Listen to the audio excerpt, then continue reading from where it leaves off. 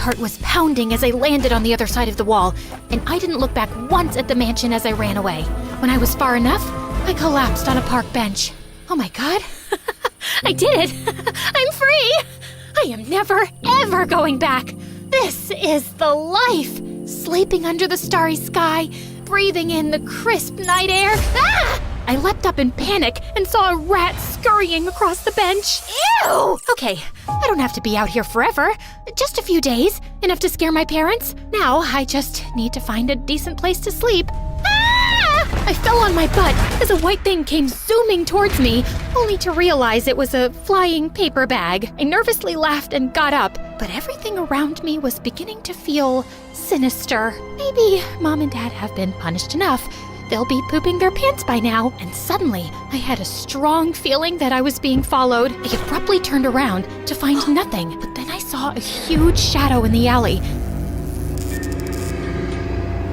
And my blood ran cold. I started running like crazy and was crossing the street when I tripped and landed hard on the ground. As I turned over, I froze upon seeing a tall, cloaked figure towering over me with no face. The creature bent down closer to me, then drew a long breath. The creature recoiled and stepped back, and just then, I heard a heavy bike roaring down the road, coming straight at me. I clamped my eyes shut and kept screaming till I felt someone shaking my shoulders. Marion, you're fine. For the love of God, shut up! I stared at the familiar face in shock. Jake? Jake? Oh my God, hold me. I've had the worst night. Let's get you home, and you can tell me all about it. Can you just hold me for 2 freaking seconds? I need to be held right now. As Jake hugged me, I looked around to see the faceless creature was gone.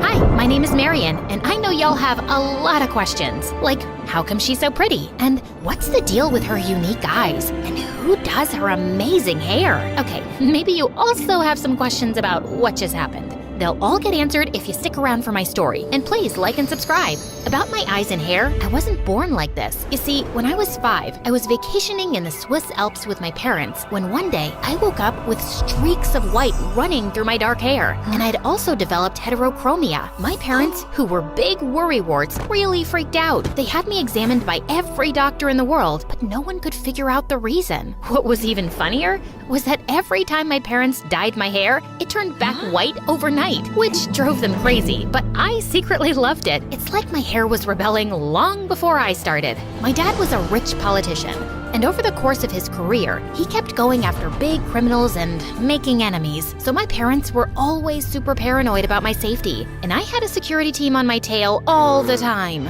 Can you guys please move away from the bathroom door? You don't need to hear all the sounds my butt makes. Let me poop in peace. For the last time, the poor lunch lady is not trying to kill me. Oh, for crying out loud, he was just giving me a box of chocolates, not a bomb. Your security team is ruining my life. No boy at college will even look at me now. Do you want me to be single and loveless forever? Sounds good to me. He's kidding, honey. But it's so hard to trust new people. You know, Jake is back in town after becoming the state's youngest police detective. You mean your best friend's son and my ex, Jake? Are you serious, Mom? It could be different this time. You haven't seen him in 4 years. Hasn't been long enough. Jake was 3 years older than me, and we'd known each other since we were kids. We dated for a few months when I was 16, but we were completely wrong for each other. And saying it hadn't ended well was an understatement. Marion, have you heard a word I said? Yeah, no. We're hosting a banquet at our place this weekend, at the end of which I'll be announcing that I'm running for president. The president of what? The country, of course. What? Are you kidding me? Listen, I know my political career places restrictions on your life, but we have to look at the big picture here. Which is what, Dad? The chance to do good. I have the power to make change, and with great power comes great— Oh my God, don't finish that sentence. You're not Spider-Man or some other superhero with a cliched line. You're my dad, but all your life you've put your career first. That's not fair. I don't care, because all I know is you're making me miserable. Of course, nothing was gonna change Dad's mind, so the least I could do was sulk and reject all his peace offerings. And on the evening of the banquet, I pretended I was having the worst period cramps any woman had ever experienced, pulled out my running away plans, and then used this opportunity while everyone was busy to escape. And well, you know the rest about what happened that night. What were you thinking, running away like that? And what do you mean there was a faceless creature, and he sniffed you? I do smell very nice, and I don't know if it was a he or a she or a they. It looked like a tall man. He ran away as I came towards you on my bike. I would have followed him, but you were screaming like you'd been stabbed. Now, can you describe the creature? How? I'm telling you, no face, nada. There was a black hole instead. Maybe he was just wearing some mask? You do have an overactive imagination. Weren't you always writing some dumb horror novel? I'm not making this up. Oh God, he could be someone from one of the mafia gangs I busted recently. Maybe he's been stalking you and followed you from the mansion when you ran away. We'll just have to amp up security. You mean besides the 8 morons who follow me around all day already? With all due respect, sir, I think we need a more qualified personal bodyguard. I can interview some candidates for you. That would be wonderful, Jake. Hey, no one's choosing a personal bodyguard for me without my approval. Okay, Your Highness, I'll bring the candidates here and you can interview them with me. If there's nothing else, I'll get going now. Why don't you see Jake out, honey? He's a detective. He'll find his way. Marion. All right. As I walked with Jake to the main door, I couldn't help giving him a side glance. He was cuter than I remembered, even though I wasn't a huge fan of the unshaven look, and I wish he'd tuck his shirt in. If you want to check me out, just say so. I'll let you do it without hurting your eyes so much. As if. I was just wondering why you're aging so badly. Can't say the same for you. You're definitely prettier now. I could feel my face going red. But your annoying personality totally ruins it. What were you doing out there tonight anyway? Your mother panic called me after they found out you'd run away. I knew you couldn't have gone too far on foot, so I was scouting the area. You still haven't thanked me, by the way. Okay, thank you. You're welcome.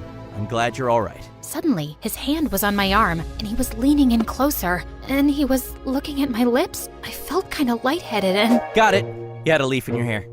Wait, you didn't think I was gonna kiss you, did you? Ew, barf, puke. Why would you even say that? 'Cause you're pouting? It's the face I make when I'm disgusted, which I am with you so close to me. Good, we're on the same page then. I gotta go. I'm late for a date. Ugh, of course he had a date. It was just me who was gonna die loveless and alone. Oh, wow. I've forgotten how good your chefs are. There's ketchup on your shirt and mustard on your face. Can we just start the interviews? Nope, too old. His reaction time is probably slower than mine. Nope, too chatty. He'll chew my ear off all day. Did you see his long nose hair? Ew, Jake, ew. What kind of self-respecting bodyguard wears bright pink socks? His tie was crooked, and so were his teeth. You're just finding stupid reasons to reject everyone. My team took 3 days to compile this list. Look, this person has to spend every waking moment with me, and it has to be someone I'm comfortable with. Next! As the door opened and I looked up, my jaw dropped to the floor. The guy who'd walked in was tall, dark, handsome, and then some. He had skin like marble, cheekbones you could grate cheese on, and intense blue eyes that pierced my soul. He was immaculately dressed, and you could tell through his clothes that he was ripped. Your name is Magnus, right? Your references seem, excellent. Yes, very good. He's hired. What? The interview isn't over. It's not even started. Excellent references, right? That's all I need to know. You're hired, Magnet. His name is Magnus. I know. I'm not stupid. So you can start tomorrow, yes? I certainly can, Miss Marion. Oh my God, that voice.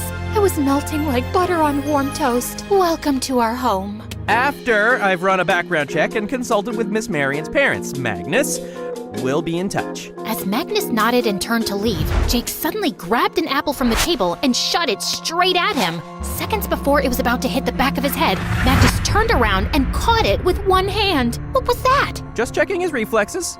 Not bad. Magnus smirked and tossed the apple to Jake before leaving, and I sat down in a daze. You are unbelievable. What? You were dying for me to hire one of your candidates, and I just did. The only reason you hired him is because he's devastatingly handsome. I always had a feeling you were gay and hiding it. Marion, I don't have a good feeling about this guy. Something's off. Yes, his good looks are off the charts. If you're having a problem, just do your background check, dude. Oh, I'll definitely be doing that. Have fun. By the way, your fly's been open the whole time. What? No, it's not. But I made you look.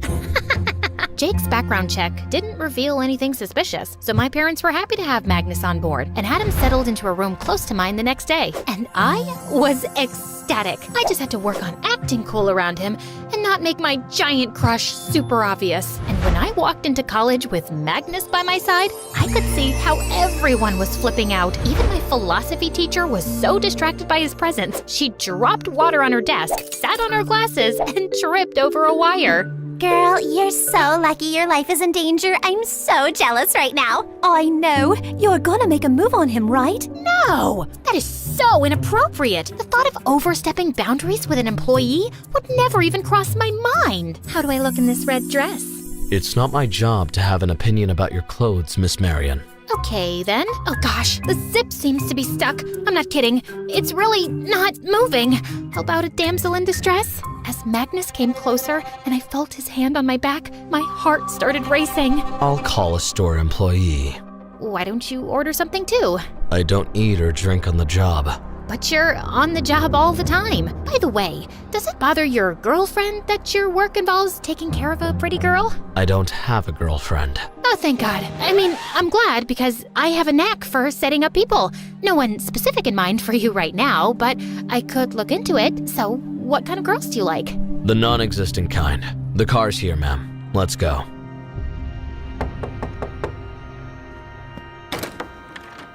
Hi. I was just wondering if you'd do me a huge favor.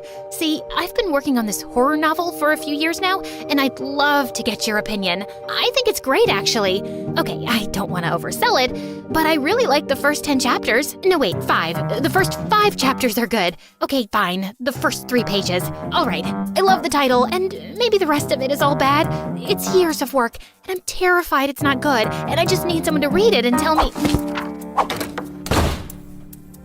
So, did you start reading my book? Yes, I actually finished it last night. Wow, that was fast. What did you think of it? It's not my job to have an opinion about anything except your safety, Miss Marion. Ugh, this beautiful demigod was made of stone, and he couldn't be less interested in me. Later that night, I was sleeping deeply when I woke up to the smell of smoke.